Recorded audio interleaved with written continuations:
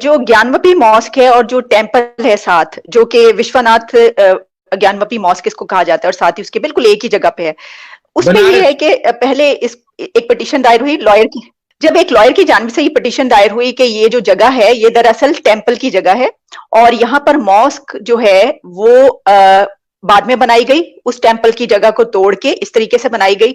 तो उसके बाद जो कोर्ट है उसने ये ऑर्डर किया कि इस पे एक आर्कियोलॉजिकल सर्वे करवा लिया जाए कि ये जगह वाकई किसकी है।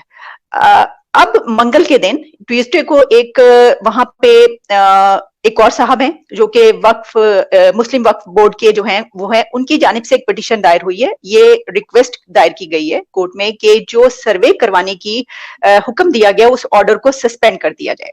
अब सर ये दरअसल सवाल मैंने इसलिए उठाया कि पहले तो मैं जानना चाहूंगी आपसे कि ये जो केस है और जो वो टेम्पल और वो जो जगह है उसकी हिस्टोरिकल फैक्ट्स आपके पास क्या हैं? देखिए, एक चीज को पहले बिल्कुल हमें क्लियर करना पड़ेगा कि जितने भी इन्वेडर्स आए हैं हिंदुस्तान पे मुसलमान, उनका पहला काम ये होता था कि टेम्पल्स को तोड़ना। औरंगजेब के हद तक तो ये था कि कई हजार टेम्पल्स डिस्ट्रॉय किए, क्योंकि हिंदू पॉपुलेशन इंडिया की एक एक्सट्रोवर्ट कम्युनिटी नहीं है। इंडिया ने कभी किसी को इन्वेड नहीं किया। आप सोचिए पिछले 5000 साल में इनका कॉन्सेप्ट ही नहीं है कि कहीं और जाना। ये मस्जिदों को जो बनाया गया है ये आम तौर पे टेम्पल को तोड़ के बनाया जाता है। जिस मस्जिद की आप बात कर रही हैं वो तो टेम्पल एग्जिस्ट करता है, उसके सामने मस्जिद आप जाके देखिए तो आपको दिख जाएगा कि ये मस्जिद, ये टेम्पल था, इसके सामने मस्जिद बना दी गई है। ये पहले लोधी साहब ने किया, उसके बाद औरंगजेब ने किया और इट स्टैंड्स देयर। आप अगर दूसरे जगह जाएं जहां लॉर्ड कृष्णा की बर्थ प्लेस है, वहां आप देखिएगा उसके ऊपर भी मस्जिद बनी हुई है। ये हैरानगी की ये बात है कि आज तक ये इसका रिवर्सल हुआ नहीं, क्योंकि 47 में आजादी के बाद हिंदुस्तान के 5 लगातार एजुकेशन मिनिस्टर भी मुसलमान रहे। आपके बाबरी मस्जिद का मैं एक एग्जांपल दे दूं। बाबर ना पैदा हुआ हिंदुस्तान में ना मरा। बाबर आया लूटने हिंदुस्तान में और उसने उसके नाम पे एक टेम्पल के ऊपर मस्जिद बना दी गई और अयोध्या के अंदर आप सोचिए 500 साल हिंदुओं को स्ट्रगल करनी पड़ी अपने टेम्पल वापस लेने के लिए। और जिस आर्कियोलॉजिस्ट ने उस पे रिसर्च करके सुप्रीम कोर्ट को अपनी फाइंडिंग दी, दैट वाज अ मुस्लिम, जिसने कहा कि यह तो नीचे टेम्पल है, इसके ऊपर बनाया गया। और इनको ये भी ऑफर किया गया कि उसी इलाके में आप साथ में मस्जिद बना लीजिए, ये टेम्पल का हिस्सा खाली कीजिए। They did not. उसके बाद आई थिंक इट वाज 92 और 93 शायद, जब बाबरी मस्जिद के अगेंस्ट पूरा जुलूस गया एंड दे डिस्ट्रॉयड इट। आप ये दमास्कस में जो बिजेंटिनियन चर्च था उस पे कब्जा करके उसको मय्यद मॉस्क बनाया हुआ है। ये तो लोग चुप कर जाते हैं, उनको वाइप आउट कर देते हैं आप। वहां बिजेंटिनियन कोई बचा ही नहीं। तुर्क आ गए अरबों के बाद तो बात खत्म हो जाती है। हिंदुस्तान की सिर्फ ये बात है या उनका कसूर है कि वो सबके सब मरे नहीं।